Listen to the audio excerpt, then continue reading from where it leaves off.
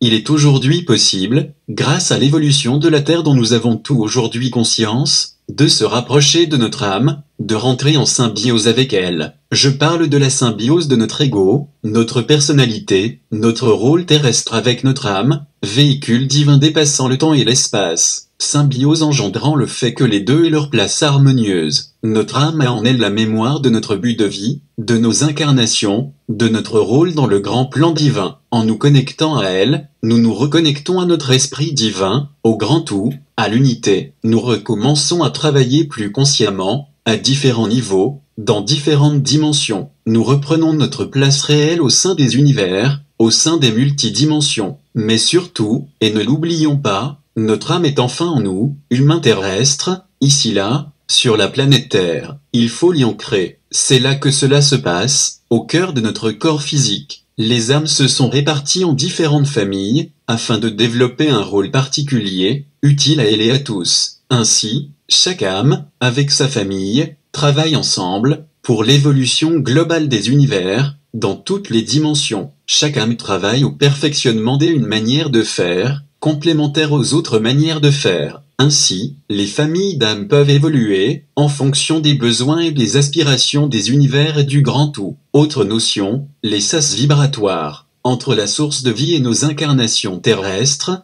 nous passons au travers divers sas vibratoires, permettant une modification profonde de notre état primal. L'âme aussi, a vécu des sas lui permettant d'être âme, la différenciant de la source principale, il y en a plusieurs. Chaque niveau vibratoire a son sas engendrant une empreinte, une forme. De plus, il faut prendre conscience que les âmes évoluent dans tous les univers. Il existe des âmes aussi sur d'autres planètes, sous d'autres formes que la nôtre. Il existe aujourd'hui 13 familles d'âmes dont parle Marie-Lise Labonté dans son livre Les familles d'âmes. Marie-Lise Labonté est la personne de référence dans ce domaine et je la remercie pour ce précieux livre, que je vous conseille vivement si vous êtes attiré par ce sujet. Nous avons une famille d'âmes prédominante, mais pouvons être connectés de façon permanente à d'autres familles, et donc avoir des rôles variés. Rien n'est fixe pour la vie, car ce qui est fixe meurt, seul le mouvement est vie. Tout comme dans notre corps, les familles d'âmes sont composées en cellules. De plus, selon la place que nous occupons dans notre famille principale, nous nous comportons différemment dans le monde des âmes, noyau de la famille, au centre, identité vibratoire forte, âme jumelle, âme sœur, filtre, intermédiaire, rôle de transformation des informations circulant entre le noyau et l'extérieur de la cellule familiale, stabilisateur, ferme la cellule familiale, communique avec toutes les âmes de la famille, mais aussi avec les autres familles et avec les étincelles situées hors du monde des âmes. Attention toutefois de ne pas s'enfermer dans un rôle ou dans une famille donnée. Ces informations nous servent de guidance vers notre partie plus subtile, notre partie illimitée, celle qui est liée à la source de vie, celle qui est notre réelle raison d'être ici.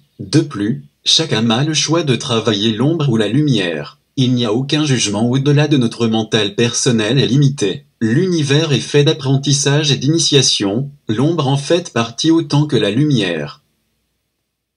Si tu as aimé mes vidéos, n'hésite pas à mettre un pouce bleu, à partager ou tout simplement à t'inscrire sur ma chaîne pour voir mes prochaines vidéos. Allez, à bientôt!